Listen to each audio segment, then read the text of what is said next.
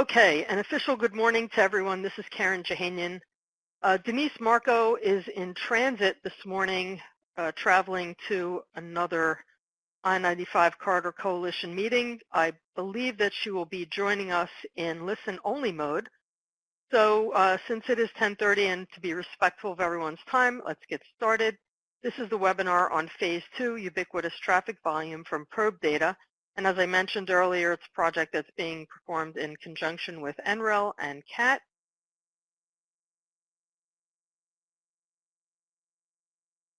Today's webinar, you will be in listen-only mode. And in a moment, I'll explain how to ask questions for those of you who may not be familiar. If you have any concerns, please press 0 to speak with an operator. And if you have any questions or difficulties with the web or audio, please call Justin Ferry at 484-557-7009. The webinar is being recorded, and all the presentations will be posted on the I-95 Corridor Coalition's website after the call. Participants, you will receive a link to the presentations after they are posted so that you can access those presentations. Since we are in listen-only mode today, in order to ask a question, we'll ask you to please type them into the chat box, which will be flashing, should be flashing for you right now in the lower corner of your screen. And we ask that if you're asking a question after the presenter has completed, that you hit the @ sign and type in their name. And if you're responding, please do the same thing so that the particular individual can be identified. The speakers will monitor the chat box, and at the end of each presentation, we will answer the questions. As I mentioned, I am not Denise Marco. I am Karen Jahanian. Denise is in travel today, but I will be sitting in for her for some of the opening slides here. The agenda that we have before us will include a recap and a discussion of the future work that is being performed phases 1 and 2 for the NREL work effort, and Stan Young will be presenting that material. And that will be followed by UMD CATT's work effort that will be presented by Kaveh. They'll each present the work that they have been doing for the past several months. And you'll see as we go through that there is one element that, or at least one geographic area that where there's overlap, and that is in the Harrisburg, Pennsylvania area, where both teams are working on on different data sets, but each for the Harrisburg area. And then we'll follow up with questions and a wrap-up.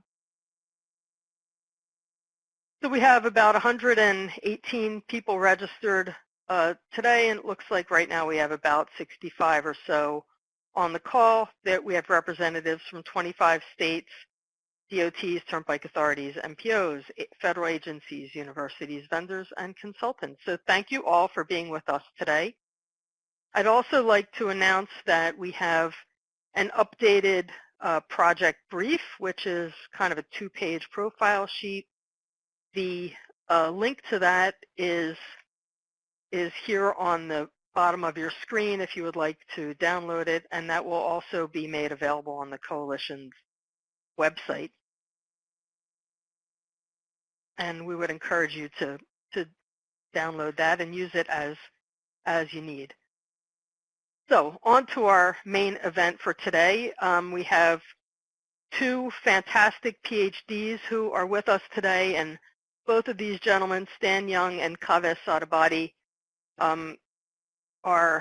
make some very complex material very consumable, and we're really honored to have them speak with us today on the topic of ubiquitous estimation of traffic volumes, which answers the question that anyone who worked on the VPP project or was involved with that is, okay, now we have speeds, but what about traffic volumes? So with that, I would like to turn the presentation over to Stanley Young. Take it away, Stan. Thank you very much. The new Garrett Kaveh was originally scheduled to go over this as he's the direct PI on the project, but due to schedule conflicts that we didn't get resolved until about 12 hours ago, I had stepped in. I want to say a little bit up front about this. We want to share like 3 areas with you today. The most important being the North Carolina results, which are prepared, which are ready to share, ready to talk about, even though we will touch a little bit on the past Colorado results for comparison, and looking forward to some of the work we're doing at Chattanooga. But the emphasis is on North Carolina, and if I were to characterize this, I would say it is very data heavy, information heavy, and we're still struggling to get to the top level of what does it mean and how does it compare across the spectrum. A lot of people are working on this. I get the privilege to present it from Banu, from Yi, from Chris, Jingwei, and Kevin. So we got a team working behind the scenes making this all happen. Kind of warming up. I don't know who's all on the phone call, but I noticed quite a bit logged in from the preliminary slides. So this is a little warm-up material. Why do we need more and better data? We need it for operations, of course, real-time traffic, situational awareness, special events, detours. We need it for planning and performance measures, to access user costs, utilization of existing capacity in the planning area, AADTs. We want to get direct measures of them, less modeling of them.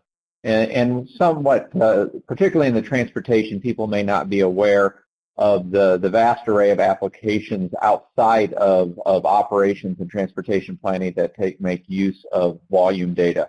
I'm working with the Department of Energy, and it's used in many quantifications of the energy use throughout the highway systems, and it's used in many places for economic impacts as well as emissions impacts. So better volume data contributes to many areas, and we're trying to impact that as a whole. This is a diagram we like to use showing, hey, we're currently at the left-hand figure and we're trying to get to the right-hand figure. The left-hand figure is representation of the Denver metropolitan area and the 13 continuous count stations that are positioned there that are maintained by Colorado DOT that we have a high degree of confidence in. And we're trying to get to the right-hand picture, understanding volume everywhere on the network, 24/7, 365. To get there, we use this general pattern, whether it's University of Maryland and Kaveh's team or NREL. We have a bunch of input data, the chief of which is probe traffic data, not just the speed, but also the number of observations or number of probes. But it's not the only data. We use a lot of road characteristic information, weather information, and temporal. We need a calibration network. This has typically been the sensors that support the Highway Performance Management System. I call them the HPMS sensors for short. It contains the continuous count system. Slow down. Continuous counters as well as the network of temporary counts. We use machine learning techniques, a variety of them, to output this 24/7, 365 picture across the whole network. No matter what state we're talking about, or whether it's the NREL team or the UMD team, this general pattern holds. Phase 1, which we have finished up, was sponsored through the I-95 Corridor Coalition through a research grant from the federal government. We're now into Phase 2. We like to call it getting it from the lab to the streets. The results of Phase 1 is proof of concept. We hope the results of Phase 2 is prototype that will then be handed off to industry.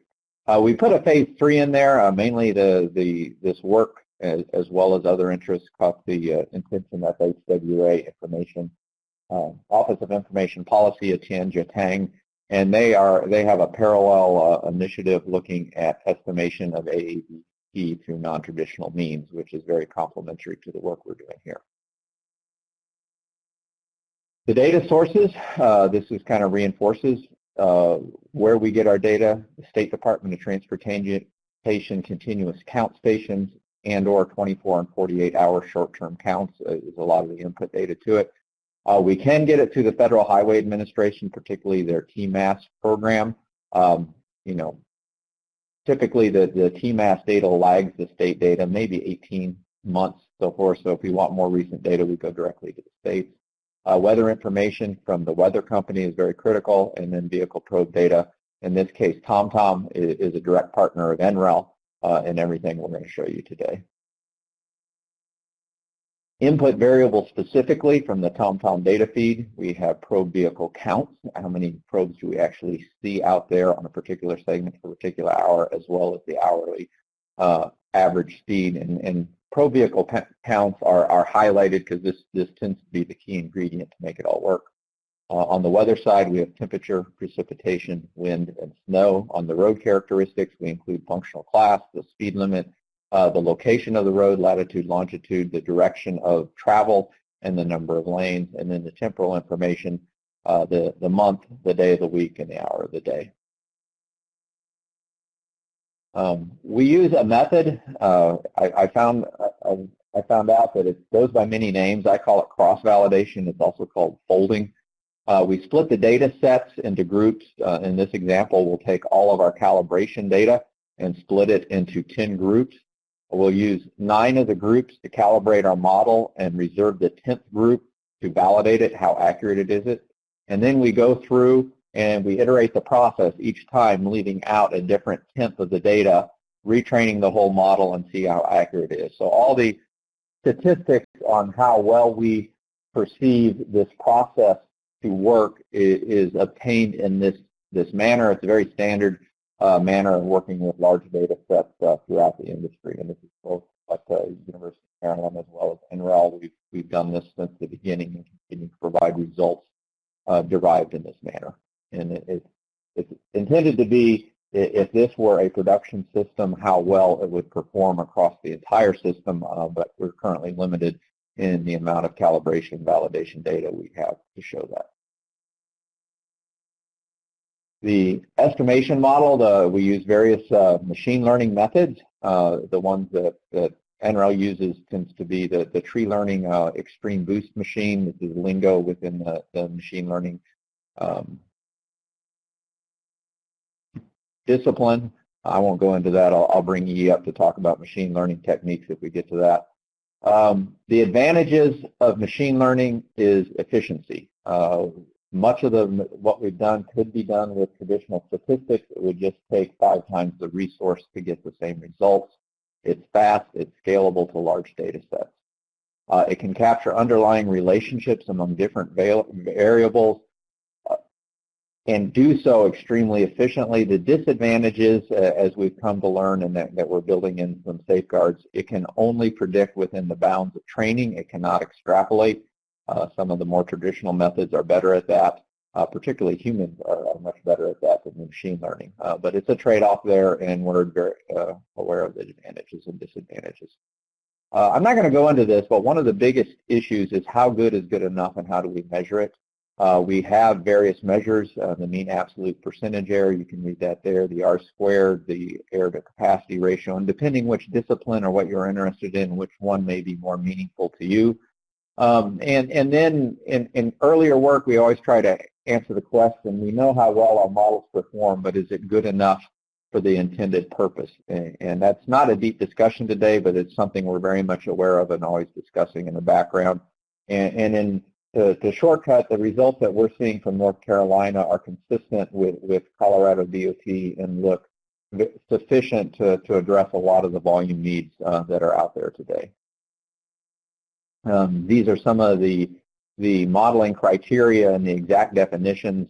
If you download this set and want to know, what is the MAPE or the MAE or the R squared or the EMFR, we put this in primarily for reference. The mean absolute percentage error tends to be the most used in traffic circles, though sometimes it's applicable and sometimes it's not. Particularly when you get down to very low volumes, the MAPE tends to go unstable. So that's when we bring in other measures to understand what's going on. One of the things that came up working with North Carolina data is we wanted to be able to compare results as we go to different states, and the way we do that is through road classifications. Interstates and other freeways tend to be FHWA class 1 and 2, and then principal arterials down to locals 3 through 7. But note that this is a HPMS functional classification. The data providers, whether it's TomTom or other companies, tend to have similar but differing classifications, and so understand that there's a crosswalk or a map. It's not 100%, but it is highly correlated. Everything that we show you today, we attempted as best we could to put within the framework of the HPMS functional classification system. Phase 1, we work in Colorado, and Colorado is shorthand for Denver metropolitan area. So anytime you see Colorado, understand these results were primarily, if you draw a big circle around the Denver metropolitan statistical area, actually a little bit larger than that. These are the results. We did both freeways and off freeways, but we wanted to review the off freeway results as a direct comparison before we get into North Carolina. These are the continuous counters. We had probe penetration rates, that is the percentage of vehicles seen by our vendor TomTom in their range of 8 to 12%. These are the continuous counters on the freeway systems in the Denver metropolitan area. Once we get off the freeway system, we had to go to temporary counters. These are 48-hour counts over a longer period. The total data content tended to be the same as the continuous counters, but on lower class roadways it was chopped up in many more locations on shorter periods of time. This is a direct comparison with functional class. We tried to keep this perspective consistent, not only here in the Colorado Denver metropolitan area, but you'll see these same charts. The graph on the left is broken out by the lower functional classes, principal arterials down to the local roads, and the mean volumes observed at the count stations where we could calibrate and validate. Similarly, on the right, we take a look at what are the penetration rates, the percentage of vehicles that our vendor actually were able to report. And notice the trend, particularly down to the local roads, the sampling rate or the penetration rate is very low. But once you're in the collector to arterial range, we were in the 6 to 8% range. Predicted versus actual, this is kind of the top level results across all of the roadways. We present 3 measures here. The mean absolute error on the off freeway is what I want to direct your attention to, is about 89. The error with respect to the maximum flow ratio is about 13%, and the R-squared statistical measure of correlation is around 88. And we were very pleased with these results. Then if you take a look at the results, particularly the mean absolute error across the various road classes, note how they scale. They tend to scale in proportion to their volumes observed, and they are stable across the various classes. We're going to contrast this with North Carolina, and which compared very favorably. The probe penetration rate, it's not constant. It's not constant at a certain percent of 7 to 8, but it actually varies across the calibration validation data set. And then we broke out, and kind of here's the error when the penetration rate varies.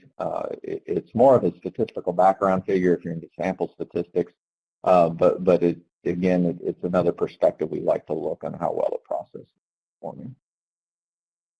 This is the one I like to look at, is all these numbers can get you dizzy. Show me the ground truth versus the predicted, or the ground truth versus the estimated, and we try to do this as consistently. This shows from the Colorado data set, the front range regions there in Denver, what a principal arterial down to a local street. As you go down in road class, the fit becomes a bit more ragged, but it remains stable and does follow the envelope of the volume on the roadway.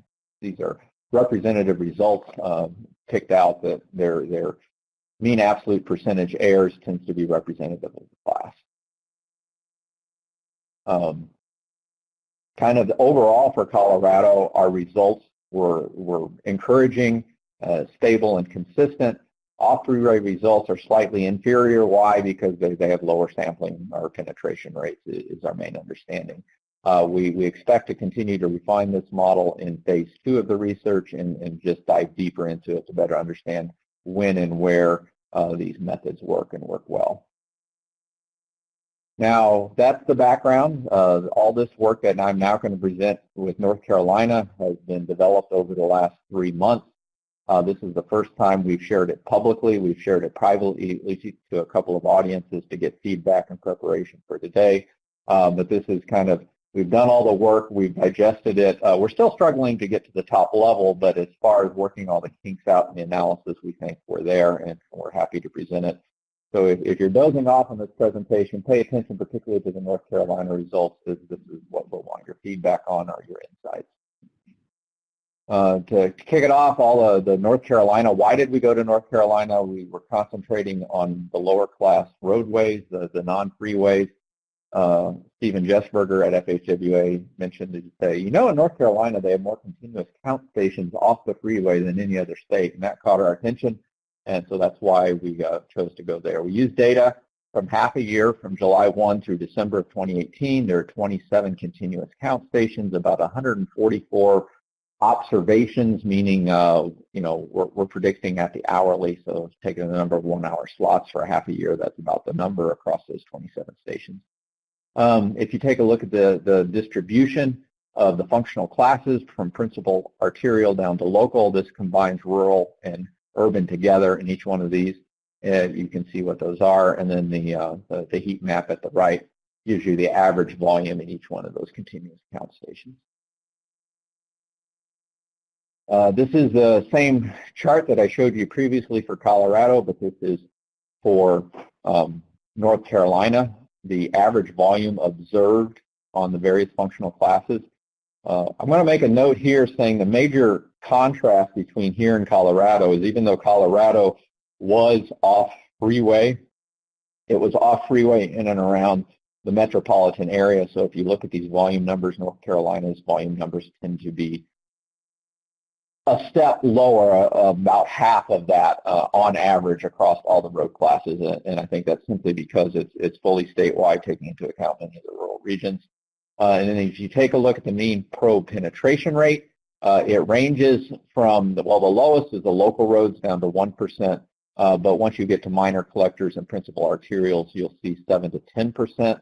The 7 to 10 is definitely higher than what we observed in Colorado, and just discussions with our vendor partner TomTom, that's reflective of you know, 2 years. I think it's 2017 and this is 2018, so this is over about a year or more difference, and their probe penetration rate continues to grow. If you take a look at the traffic volume distribution across all the segments that were in our calibration and validation data set, 40% of all the hourly observed volumes were 50 vehicles per hour or lower. So from a low volume road perspective, a very good sample. Statistically, when you're trying to work in this realm, it's very challenging. But also notice that this has a very long tail up to 1,500.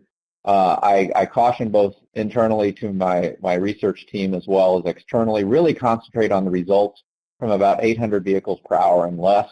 The ones that are like 1,000 vehicles per hour or more, if we were doing this in a production system, we'd bring in the continuous counters on the class 1 and 2 as well, and that would give us more data to optimize the model on.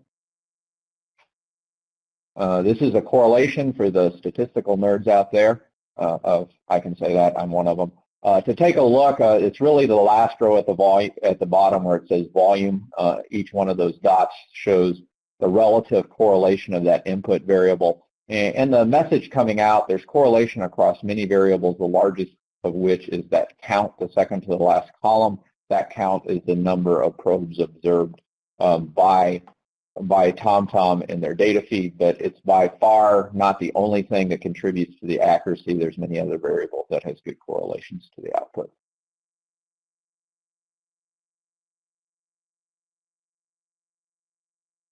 Volume estimation results. This is kind of at the very top level, and if I could get this on a chart with the Colorado, I would.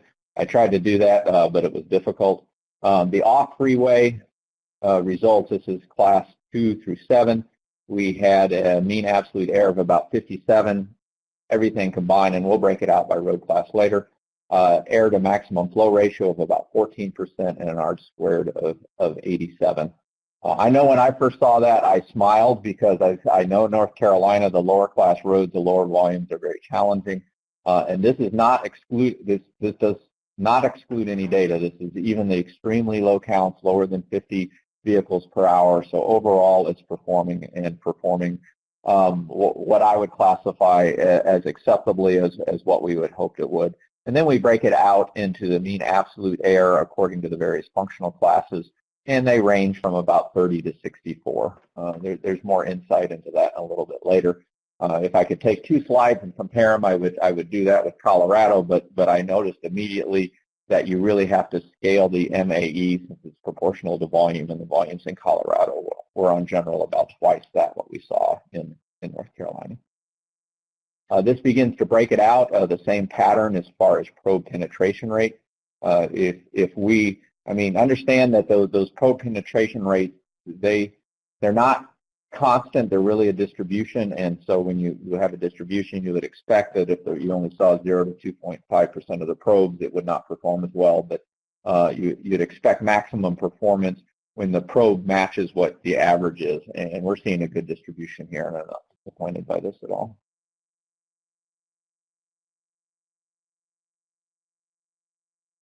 These are the representative results. Again, I like to show these principal arterial down to a local. You can crunch and grind all those statistical numbers, but eventually I'd like to say, hey, show me what was measured in the field versus what our models produced. And we have similar patterns. It's not as evident in this as it was in the ones we chose in Colorado, but typically the higher, larger volume roads have better fits than the lower volume local roads from principal arterial down to local. But in all the cases, it follows the envelope, and it follows the envelope well. The extent to which it customizes to the hourly fluctuation tends to be the differences between the various road classes. North Carolina volume estimation, the model producing reasonable results across all functional classes is the takeaway. Predictions on major collectors weren't as good as we thought they would. It's kind of like a deviation.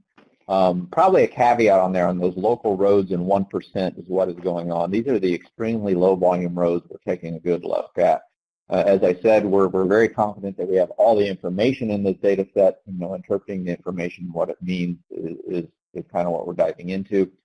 Where we'd like to go next, refine the model further. Note that in Colorado, we built a lower class model on 48-hour counts. We'd like to go back and not only include class 1 and class 2 roadways, but also bring in the temporary count data, particularly for how I frequently ask the question, we see as you go down in road class, meaning going from the higher level roads down to the local, at some point you say, hey, it stops being effective. Can we get all the way down to the locals? And note that those low penetration rates at the locals, if we bring in more count data and classification data, the 48-hour counts may be able to address those even further. And then refine any anomalies that we see in the data. We're looking at the residual plots and everything else like that, seeing if there's any information there that'll help us apply these even a better way. I'm going to kind of pause there and kind of volley back to see if there's any top-level questions. I see a little bit of chat. This chunk from North Carolina is our primary input this time, even though I have a little bit from Chattanooga and a process update from Pennsylvania. I'll scroll through the chat to see if there's any particular questions. Oh, I should have seen this. We are hearing audio intermittently. I hope that's taken care of. Stephen, you had a note on the pooled fund study. I hope we should have given you a slot to give an update. That's up and running, and we're happy to be a part of that as well.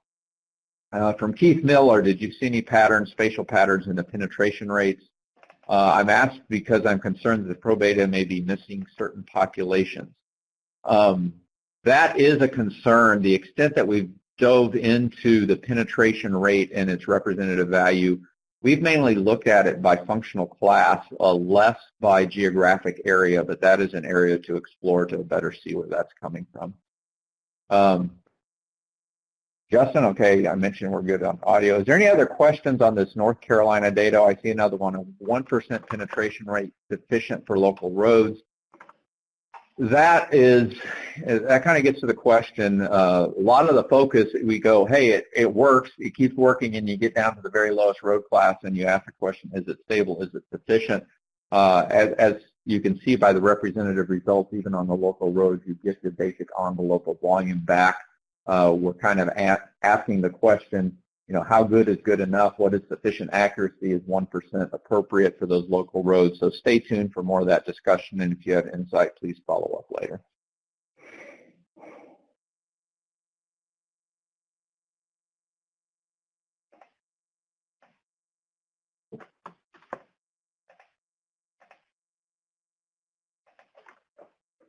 There's a question about the status quo. I'm going to leave that till later. The focus is really on the low volumes.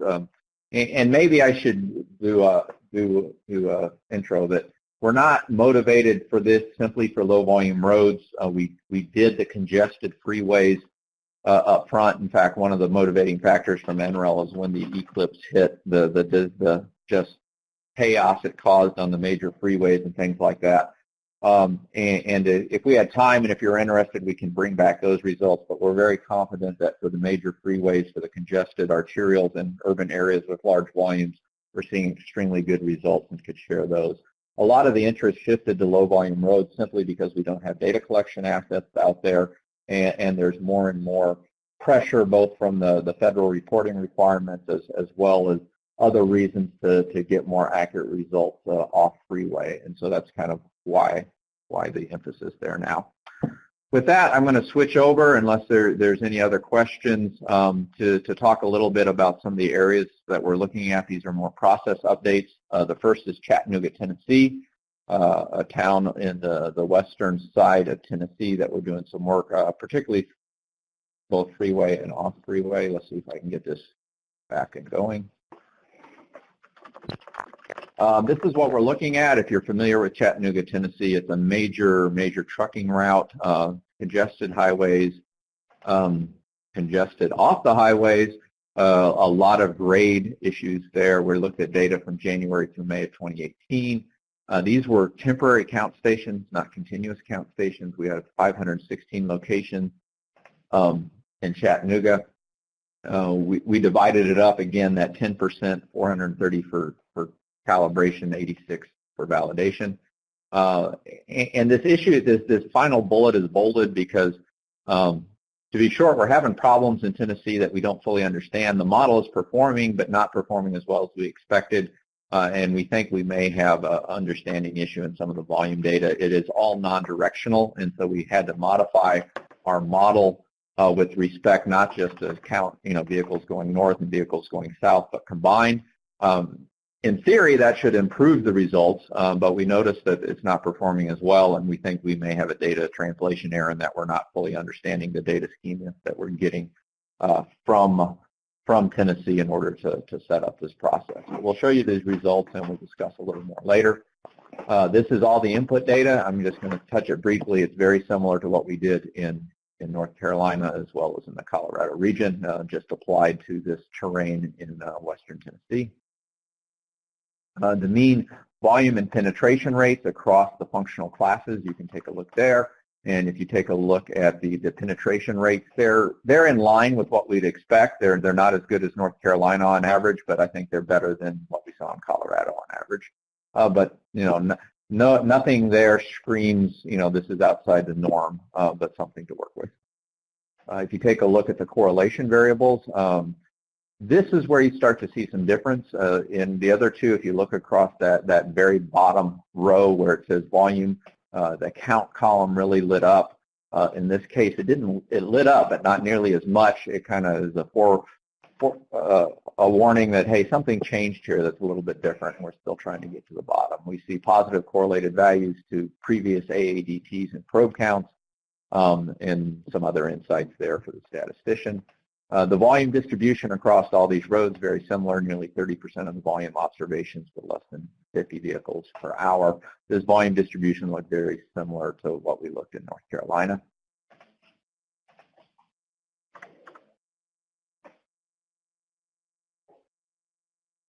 The model results, this is where it kind of stuck out when we first looked at this. We used the same machine learning model, which is referred to as XGBoost, and this is for the off-freeway, not the freeway.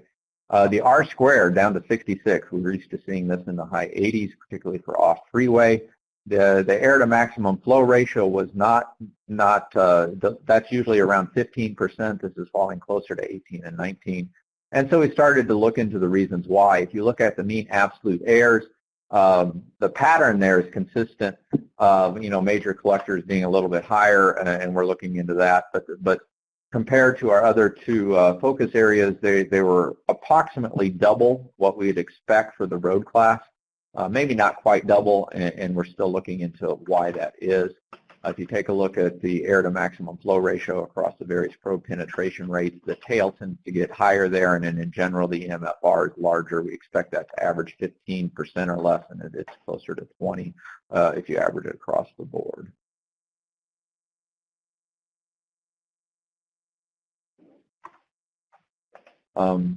Even though the absolute magnitude of errors are not performing as what we'd expect from our other previous engagements, the process itself is working by taking a look at these representative results from principal arterials down to local roads. And as you go, it's following the general envelope, but it's not following it as tight as shown by this representative data. Particularly on the local roads, you start seeing a little bit larger gaps from predicted volumes to actually observed volumes. This is kind of the discussion. We're still working on this. We're going to come back to you again, probably maybe not next briefing, but after that. As I said, they're not consistent with our other results, and we're scratching our head why. The biggest data difference are these directional counts, but theoretically that should not be a problem. So the possible reasons, there's three possible reasons. Either we have a data issue, either the data we're getting from Tennessee is not as we understand it, or there's some data translation problem. There is a possibility that the TomTom probe data, there's something inherently different in Tennessee. This is probably of the three the least I suspect. They tend to be quite consistent from state to state, as it is a almost global reporting system, but there is a possibility there. And then methodology problem. We had to do some changes in our model to accommodate it. We were working with a different data set. Did we interpret all the changes correctly? So we're going to go away and we're going to continue to work on this, explore other methods, as well as do some rigorous checks on the data input to see if we can identify what's causing this, I'd call subpar performance in comparison to our other two experiences, and then come back to you in a future meeting. The last thing I had note, we're moving forward. Harrisburg, as noted earlier, both University of Maryland and NREL are working on that. Kaveh may have some notes. Mainly doing data input. This map shows all the continuous counters across the state of Pennsylvania. Various statistics on that. UMD is actually taking the lead, and there's a lot of prep work taking all this calibration data and getting it in the form needed for these studies. If you're not familiar with Harrisburg, circling the Harrisburg area and all the counters in and around that metropolitan area. We obtain data, this count data, through the open data portal. I am not as familiar with this, but I know we appreciate the easier we can get access to the ground counts, be it permanent or being temporary, the easier it is to apply these methods. And this really drills down to say, here, take a look at the Harrisburg local network. It's more than just the federal highway. I forget the exact terms, and we're trying to drill it down as much as possible to a medium, small metropolitan area and do a deep dive on this in cooperation with PennDOT. The volume distribution, we're able to get that. You note that these are similar in nature to the off freeway, though Harrisburg will definitely have some freeway volumes as well. Next step, the biggest thing is with all the interest in AADP off-freeway due to some anticipated federal reporting requirement changes, we're going to merge that. Traditionally, we've been doing hourly estimates 24/7, 365. It's not a great stretch to take those and turn them into AADP estimates and report on the accuracy, so expect that in the future. And I think that's about it. Methodology enhancements, as I noted earlier, machine learning is great except for extrapolation. So we need to really pay attention when the data falls outside the training set. So I'm going to pause there. I think we've covered most of this and open it up for questions. I don't know if we have audio or not, but turn it back over to KMJ at this point. Hey, Stan. All the questions will be asked in the chat box, and I think that there are a couple of them in there for you. One from Michael Iacona and Andrew Ladassi. They're towards the bottom there.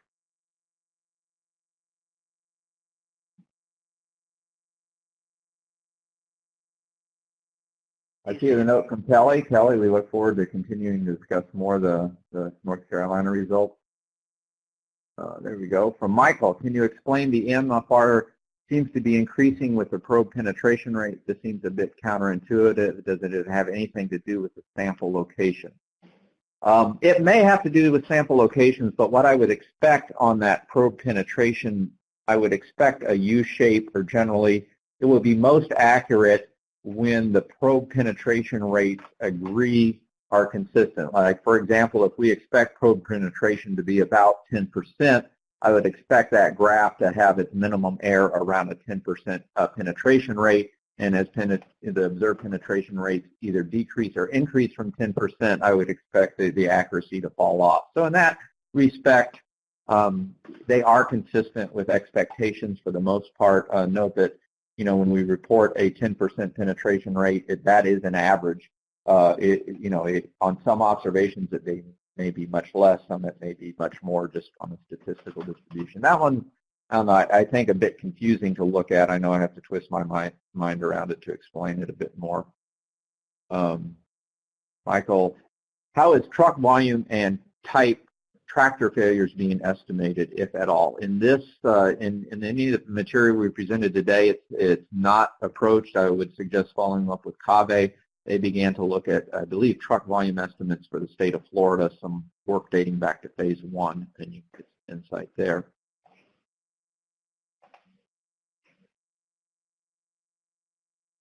I'm looking from Skip.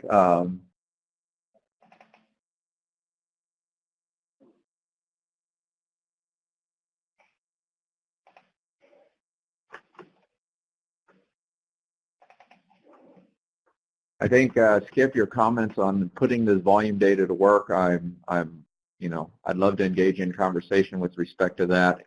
Why do we need this? We need this to understand diversion routes, not only seeing when a highway gets saturated and slows down, but be able to predict it so it gives us more time to react to it ahead of time. So I appreciate those comments.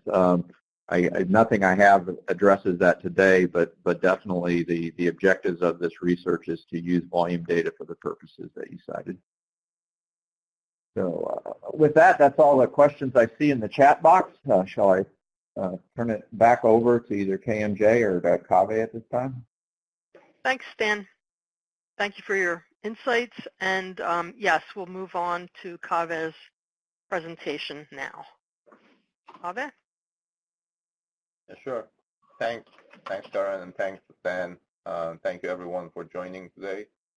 I talked briefly about what we've done in phase 1 of the VTM, Volume and Turning Movement Project, and also go over the recent work that we are doing during phase 2. So let's move on. And of course, I want to thank my colleagues, Przemysław Sekula and Zach Vanderlaan. They've done most of the technical work and analysis.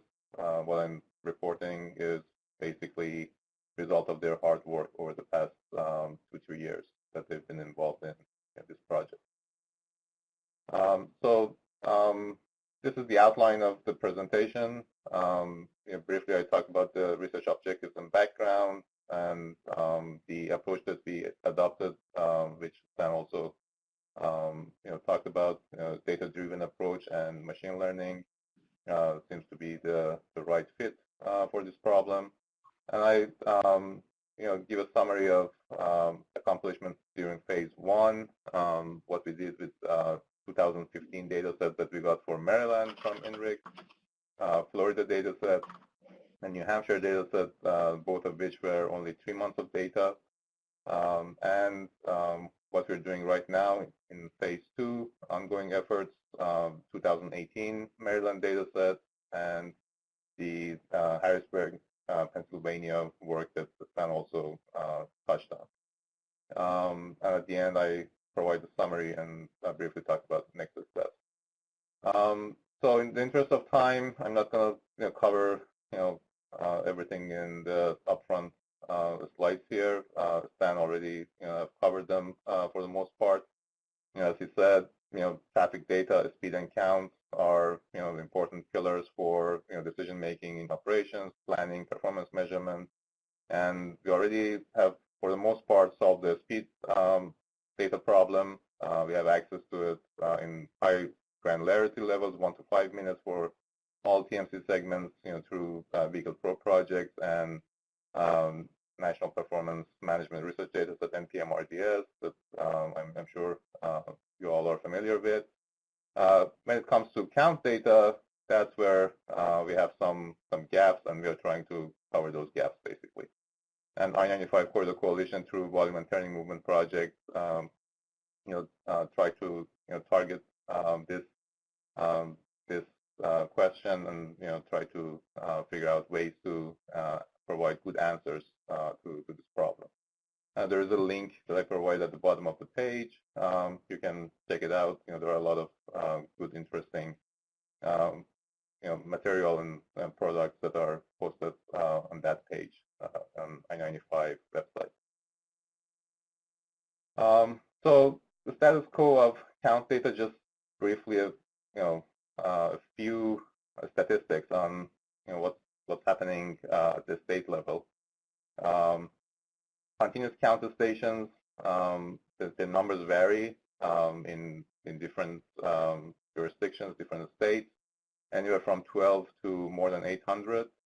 12 is District of Columbia, and 800, I'm not sure which state at this point, I don't remember that, but on average, we look across the country, 146, 150 is the average number of continuous counter stations. When you look at the coverage with respect to the segments of the road, or the way we define different pieces of the roadway, in terms of directional miles, we have on average 163 miles of roadway covered only by one continuous counter station. When it comes to traffic message channels, or TMC segments, 119 TMC segments are covered by one counter station on average. And also in terms of the percent of continuous counter stations, 2 TMC segments on average is about 1.7%. So in general, we get the picture. There are not enough counter stations out there to cover everywhere and everything that we're interested in. To help with the situation and to also provide data that's needed for local decision making and for also HPMS reporting, states are doing short duration counts. They are periodic in the coverage, and as I said, they provide needs for project design and local data collection needs. And they also vary from state to state, and where they are targeted, and so on and so forth. And sometimes it's very difficult to get access to them and work with them. In the case of Maryland, currently we have 85 continuous counter stations, and this means that relative to the number of TMC segments on the road, it covers only 0.6% of the TMC road segments in the state, which is less than 1%. We have a chart that shows the distribution of the percent of continuous counter stations per TMC segment, throughout the country in different states. And as you see, there are some states that have more than 5, 6, 7% coverage. Others are closer to less than 1%. So we know there is a gap in the status quo, and we know the goal is to provide reliable and affordable count data everywhere and every time. So the answer that we are proposing is to use probe or trajectory data to fill the gap. And we are using, as Stan mentioned, data-driven approaches such as machine learning and artificial intelligence to do this. There are a couple of challenges when we try to use data to get better data for our own purposes, basically. There are needs for pipelines to digest very large data sets, because we are dealing with huge amounts of data, and also the routines that we use to pre-process the spatial data and to make sense of all the data that's out there. That's a challenge, and we've been working on that to some degree of success. Also, when we get the results, we need to define reliable and useful metrics to evaluate the performance, and also to identify and explore limitations in data and also in the methods that we are using. So basically, the problem statement for our research is, given the following layers of data, meaning probe volumes, the GPS traces of a subset of vehicles, and other archived data such as the speeds, road geometry, weather, etc., and also when we have access to counts from continuous counter stations, can we build a model to accurately estimate the statewide models? So if you look at the two maps in this slide, the idea is to go from the one at the top right, where we have counts at some locations. We want to go from there to the map at the bottom, where we pretty much light up the whole map using the model that we calibrate and we validate for that particular jurisdiction. So a little bit more specifics about the method that we adopted. We're using a dense artificial neural network model. The cross-validation process is exactly similar to what Stan talked about earlier in his presentation. So at every round, we exclude one of the stations and all the data that comes from that station. We train our model on the remaining data. We calibrate the model. We make sure it's ready. Then we take that model and we test that model on the data that we excluded initially, and then we repeat this multiple times, and then the results are compared with the actual measurements from the stations, and that's how we generate the metrics. That's called cross-validation, basically, and it's a standard procedure in machine learning techniques. There are different metrics that Stan also mentioned. It's basically the repeat of the same slide that he had.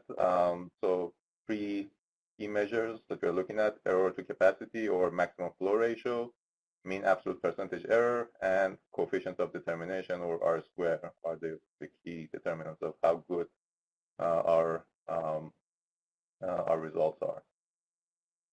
So just a recap of what we did in phase one. So this is an example of performance of our model at a station which is located in the southeast corner of New Hampshire. That's the location of the star on the map. And as time goes on, you see different days, how the volume is fluctuating, going up and down. The blue line is the actual measurements, and the red line is the results of our estimation, the model estimate. This is, I think, is going on for about a month. The animation is showing the whole thing at that particular location, and we have two charts because we have two different directions of movement at that location. So you're seeing both directions at the same time. I think that's enough. Yeah, we can go to the next one. So this is an example of ADT and AWDT estimates we did for the state of Florida. And as you see, we pretty much managed to do the estimation statewide. So we're not confined to any particular region or area in the state. What we did, we can apply it to everywhere. We cover all the TMC segments. The performance was very good. In case of ADT, the R-square is 0.86, MAPE is 15%. And we built this on top of the hourly volume estimates because once we have the hourly volumes, it's easy to combine everything, aggregate it, and you get average daily estimates, and then you can go across the year or the time period that you're working with and take the average of all the ADTs. And of course, this given our approach, it was expected to perform much better than hourly volumes because the errors would cancel out when you take the averages. So with ADTs, we do much better than hourly volumes. And hourly volumes are a bigger challenge to get them right. There were questions about freight volumes. We did that with Florida. In Florida case study, we had good classification counts throughout the state. So we trained our model to estimate hourly freight volume, and the initial results look very promising, especially if you just look at the higher functional road classes and for heavier trucks. So, for instance, if you look at the table to the left of the screen where it says all trucks, overall the R-square was 0.77, but on FRC1, R-square is 0.83, maybe it's 24%. And as you go down the FRCs, you see that model starts to perform a little bit worse. When you just focus on FHWA class 7 to 13 vehicles, which are bigger trucks, heavier trucks, then on FRC1, the performance is 80%, or 0.8 in terms of R-square, maybe it's 26%, and so on and so forth. So the same methodology, same approach can be applied to estimate freight volumes with good performance, relatively good performance on higher road classes and for heavier vehicles. And this is based on INRIX data, but provided that you have good classification data to work with.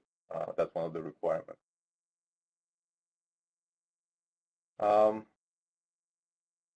This slide gives a little bit insight into how powerful data could be, and it's very interesting. So when we started working with New Hampshire, we had already done the modeling for Florida, and we had wrapped up the work for Florida. So with New Hampshire, we had some issues about the balance of counter stations throughout the state. So we started exploring a few other options, and we hypothesized that okay, we have a model, trained and fine-tuned for another state. Is it possible that we take that as a starting point and leverage it basically to see if the model really learned something in Florida that we can take advantage of in New Hampshire, as wide apart these two geographies are from each other. Florida in southeast, New Hampshire in northeast. Miles and miles, separate from each other. But we just had the hypothesis and tried to test that.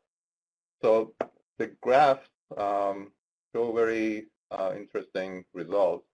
The red line and the margins around it, or the spread around it, are showing the performance of the model that's trained only on New Hampshire data.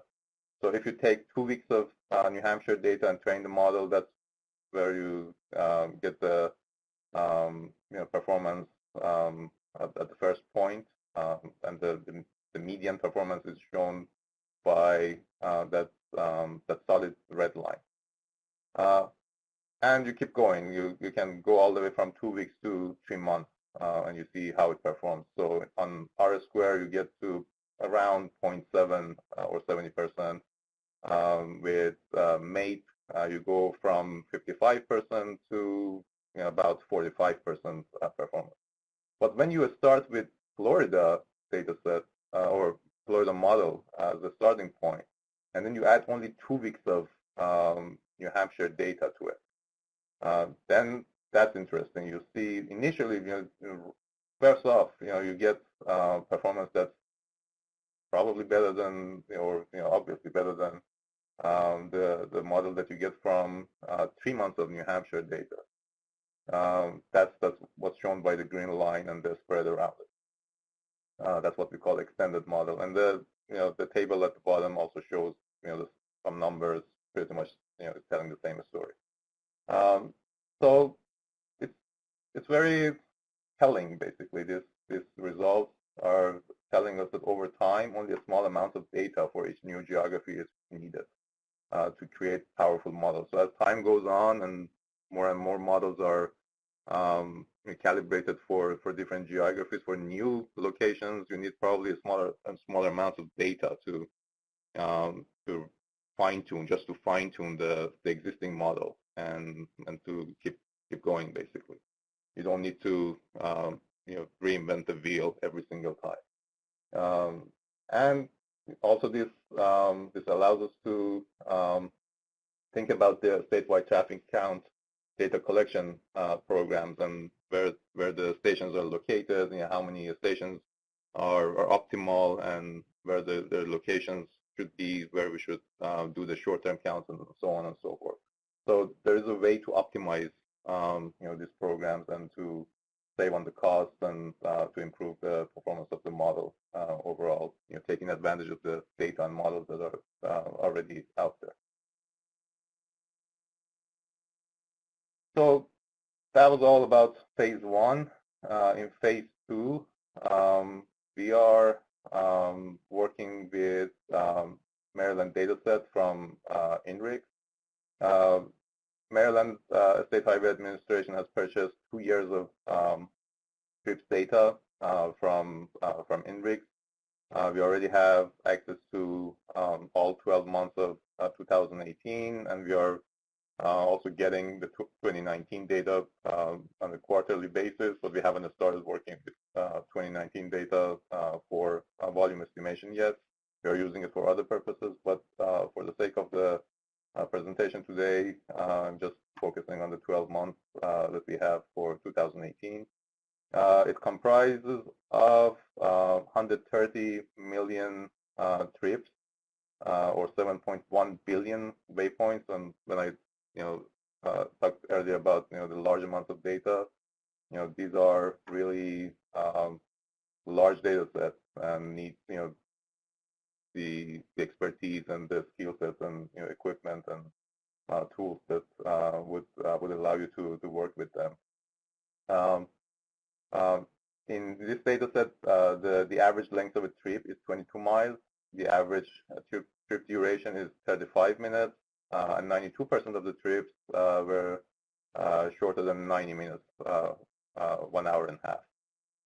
Penetration rates that we're getting with this new data set, they go up to 8.5%. The average is 3.2%, median is 3%. And this is about 50% improvement over what we were working with in 2015 data set. Back then, it was the penetration rate median was about 2.5%.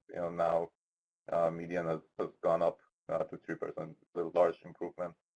So this is very promising in terms of coverage and consistency over the previous data set.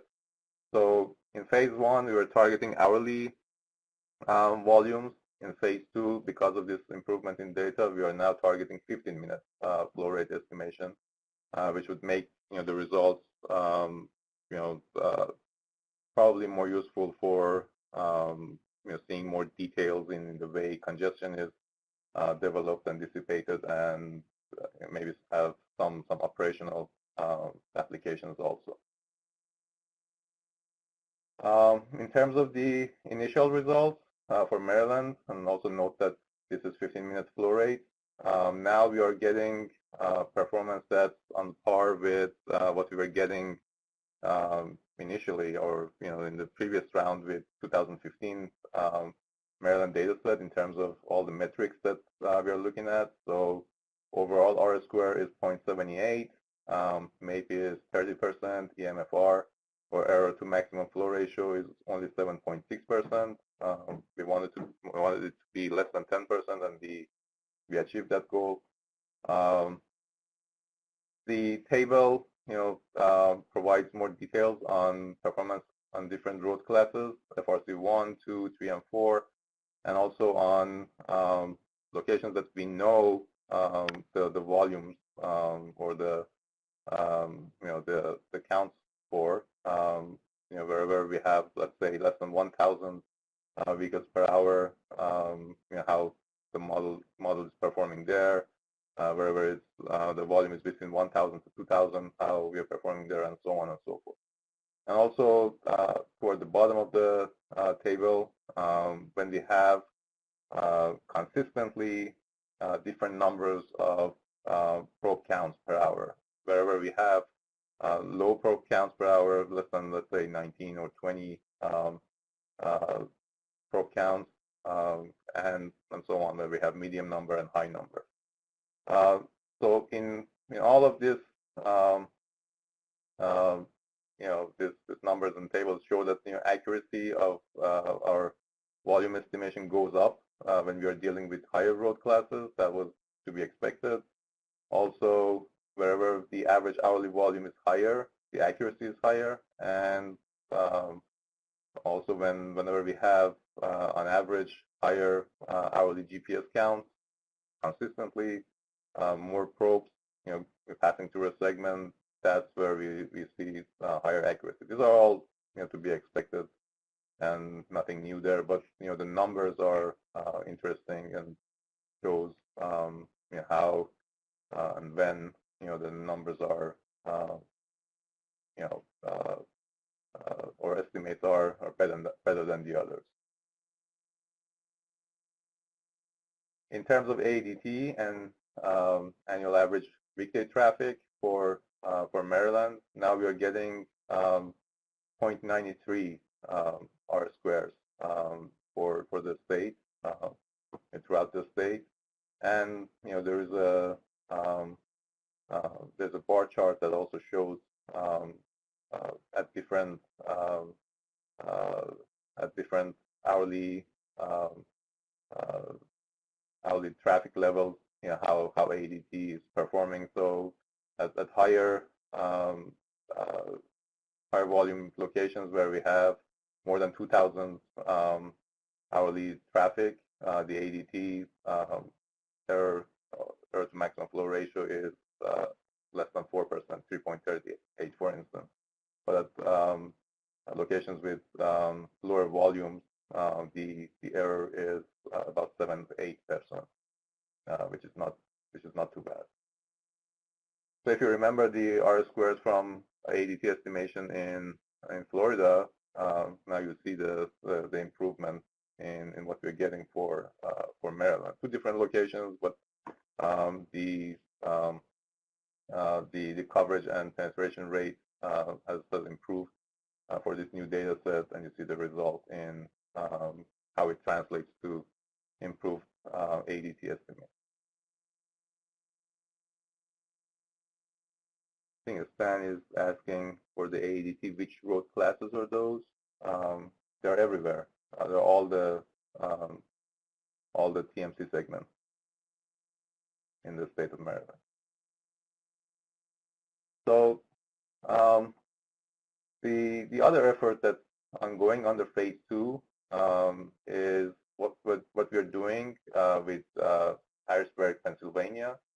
Stan also mentioned this work. We are working with data from NREL and in Harrisburg. We are targeting summer of 2018, 3 months of the summer, June, July, and August. And we are focusing on the Tri-County region, which comprises of 3 counties, Cumberland, Dauphin, and Perry in Pennsylvania. That's where the yellow geometries are indicated on the map. Inside this region, we have 11 continuous counter stations, but throughout the state we have more than 100 stations, and we are planning to leverage those counts from those other stations in coming up with our model and in calibrating the model, and then we focus on the Harrisburg region to estimate the model. And there are 73 short-term and directional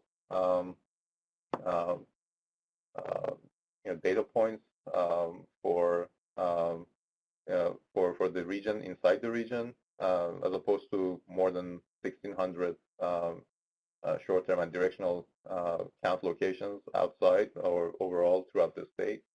In terms of the non-directional or bidirectional short-term counts, we have 137 of them inside the Harrisburg area, as opposed to more than 4,700 throughout the state. So we are planning to leverage all of that. We're not just focusing on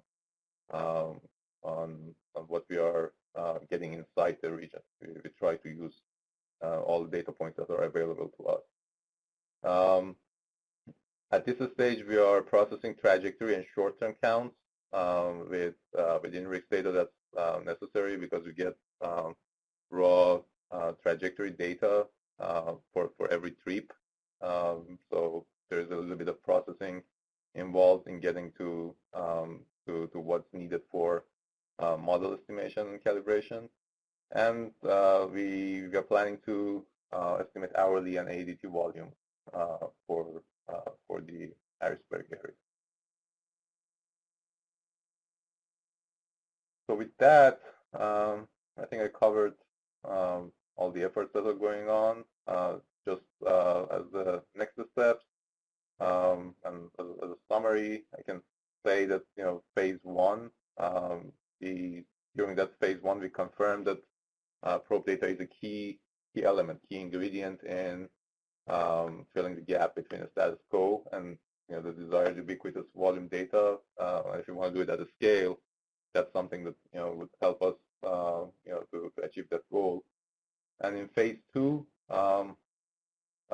again with Maryland DOT purchase of 2 years of NREL trips data set, this is the biggest data set that we've been working with in VTM so far. So it has its own challenges in terms of the size of data and the scale at which we need to be able to work with it. But now it's something that we are comfortable with, and we have some initial results that we shared with you.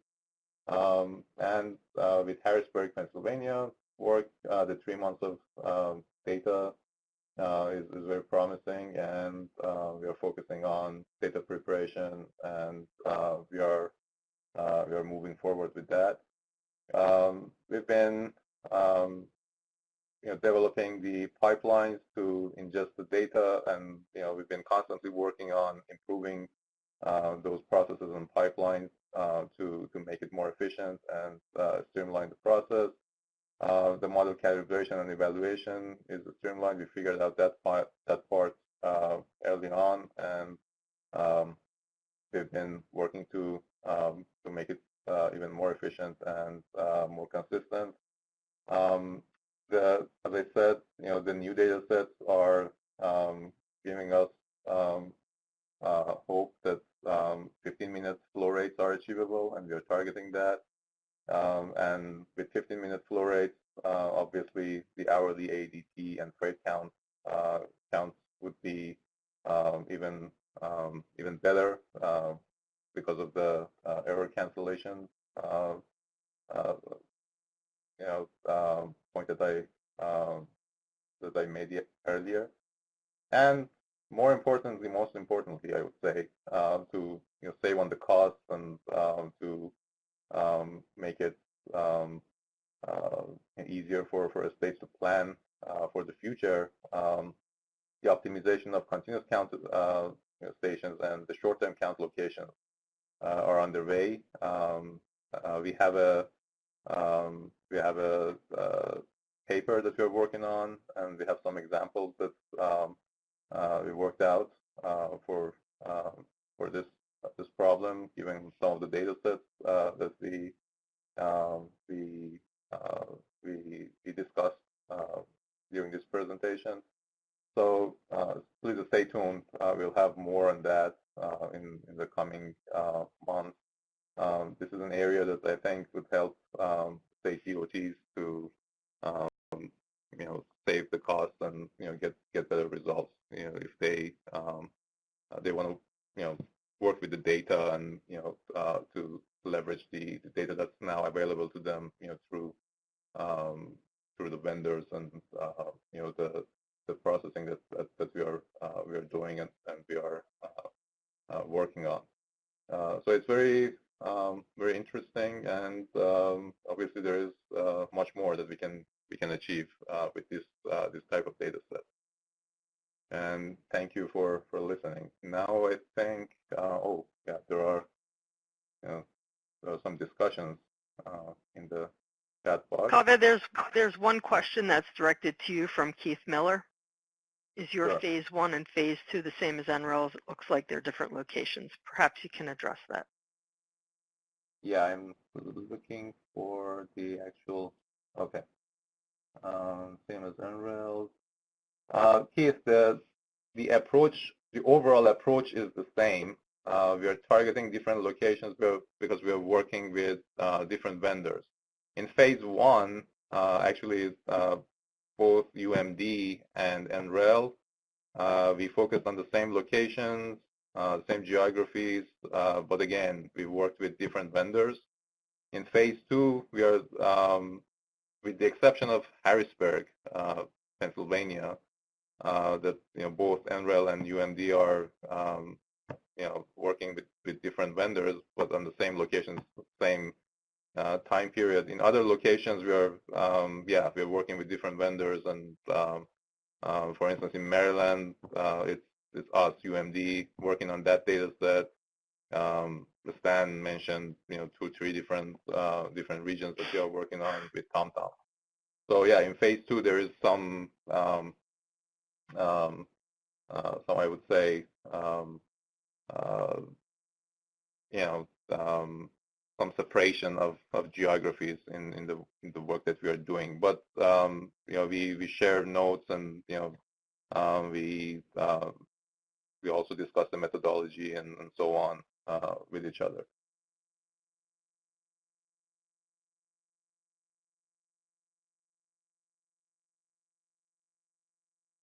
Yep, thank you. And this is the contact information for myself and my colleagues.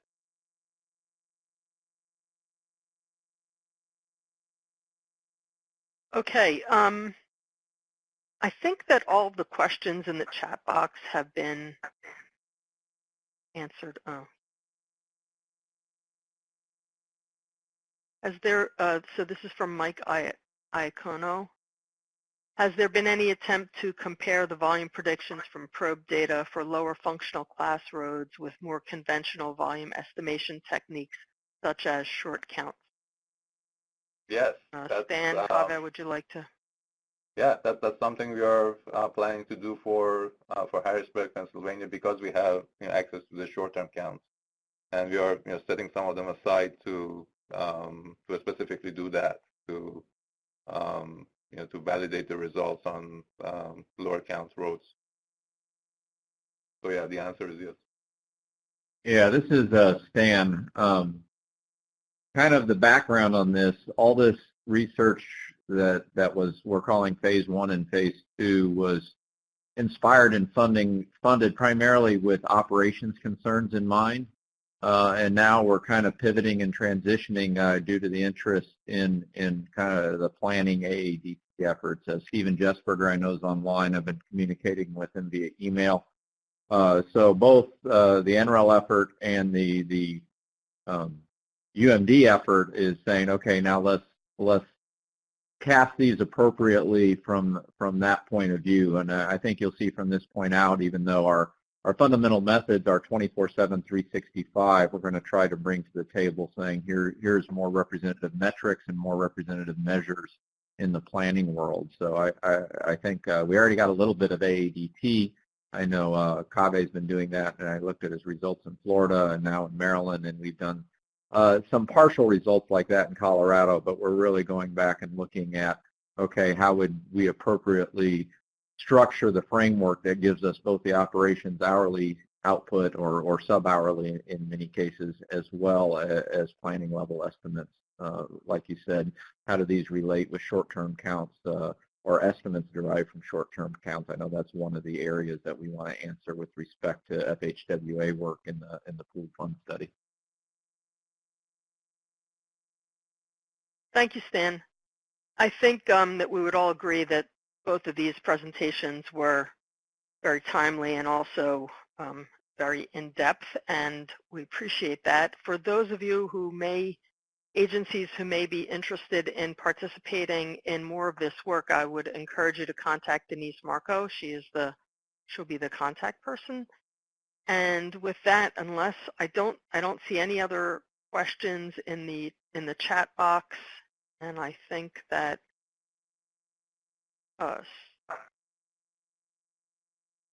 okay, Stephen Jesberger says, Michael, we plan to cover this in the FHWA. We'll fund all functional class roads, including locals. And thank you, Skip, for your remarks. I have in front of you now on the slide that provides all the contact information.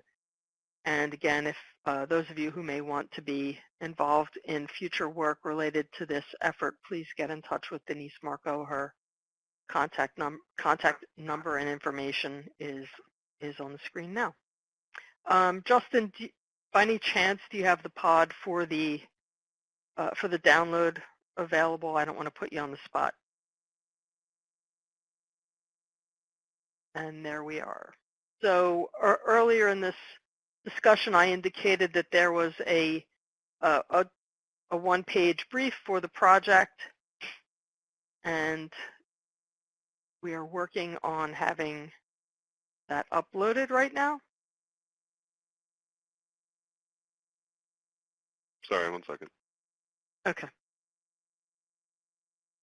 So we'll just keep this up on the monitor, and if anyone would like to download this one-page brief, we'll keep it up and keep the web portion open. I don't see any additional questions, so at this point I'm going to thank our speakers once again for a great job and wish everyone a good day. Thank you.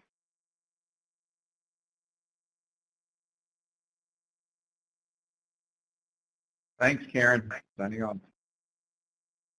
Yeah, thanks everybody. Have a great day.